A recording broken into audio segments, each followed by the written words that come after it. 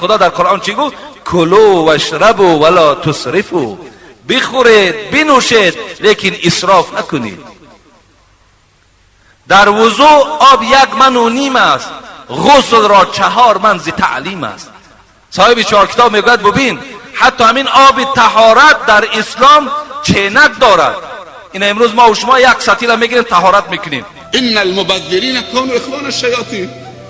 زمانی که من و تو ریخت و پاش کردیم، حیف و میل کردیم، اسراف کردیم، دیگ برنجی رو خالی کردیم تو سطل زباله‌دونی، حالا دوست داشته باشیم یا نداشته باشیم خدا گفته، من نگفتم، خدا گفته تو برادر شیطانید. ولا تصرف و اسراف نکنید. اسراف چه وقت میشه؟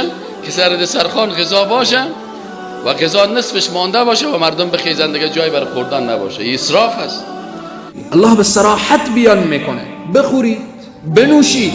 الله از خوردن و نوشیدن شما رو منع نکرده، اما اسراف نکنید. امروزه عزیزان من محافل و مجالس ما چگونه هست؟ عروسی های ما چگونه هست؟ این خواهشاتی که امروز بعضی انسان ها میبینیم و توقعاتی که امروز بعضی دارن، عزیزان من اینها به نفع ما نیست.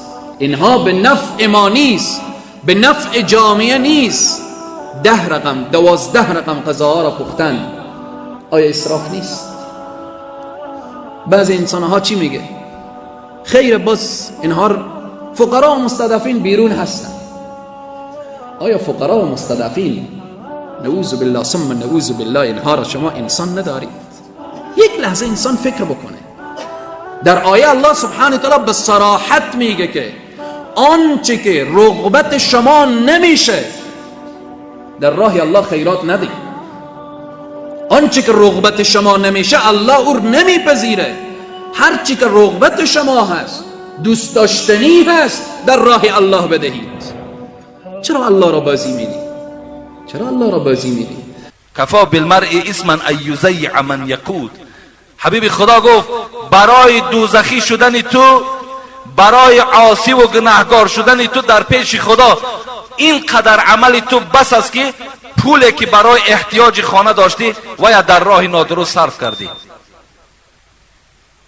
پول من در راه نادرست صرف شد، آمد مردم خورد و رفت. معرکه های نادرست، معرکه های بیجا، معرکه هایی که از قرآن و حدیث بیرون، تا جای ما ثواب گیریم در پاداشش ما جزای بد میگیریم.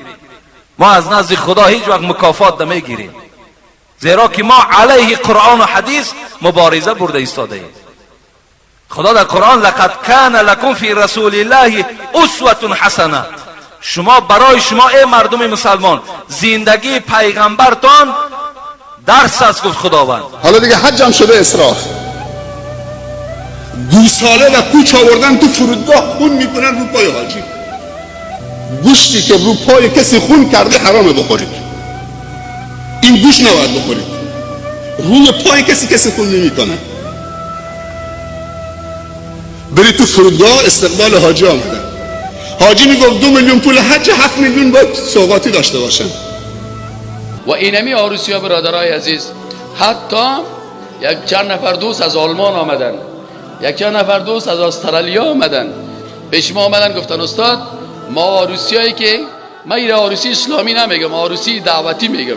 چرا که عروسی رو ما اسلامی گفتن نمیتاریم؟ چرا؟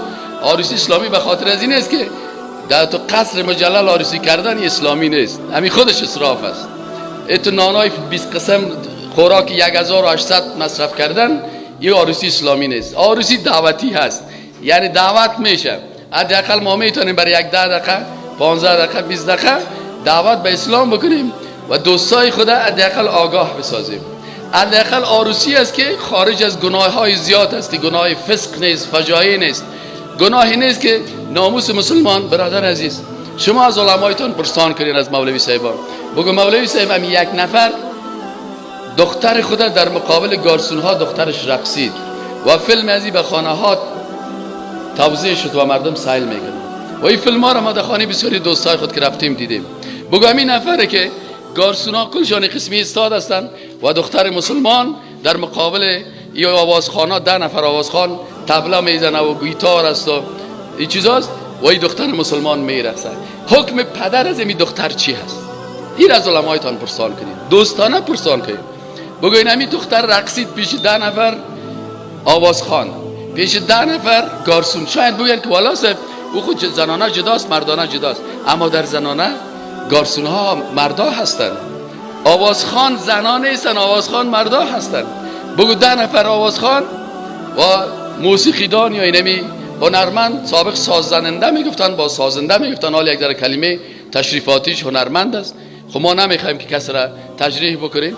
در مقابل اینمی 10 نفر هنرمند و در مقابل اینمی 10 نفر گارسون پرسان کنید که این دختر از این میرقصن، حکم پدر از این چی هست؟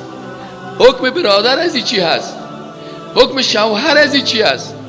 حکم پسر از این چی هست که برای خواهر خود، برای مادر خود، برای دختر خود، برای خانم خود نمیگه که حداقل حیا بکن و این قرار خنده میکنه که ماشاءالله دختر مکت ساری دامن یخنای برهنه در مقابل از یا چیز کرد.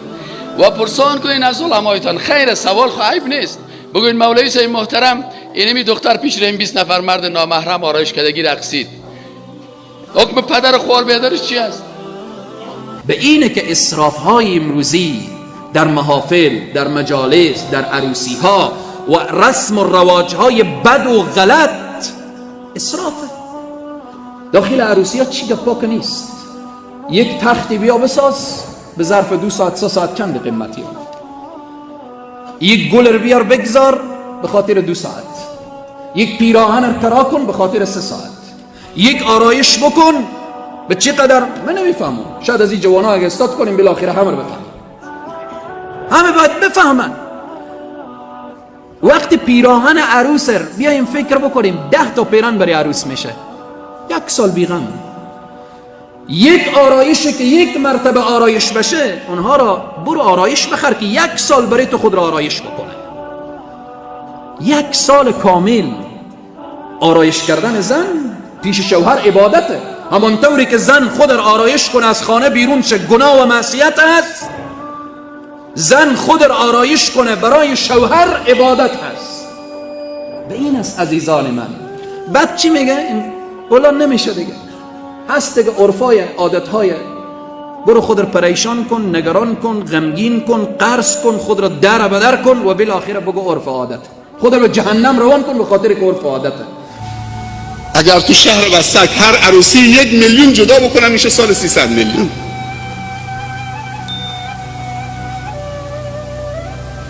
تمرین بکنیم. اول سال جدیده، خدا درهای برکتشو باز میکنه. بزرگان فکری بکنن، بزرگان تکون بخورن، بزرگان حرکت بکنن، جوانان آمادن.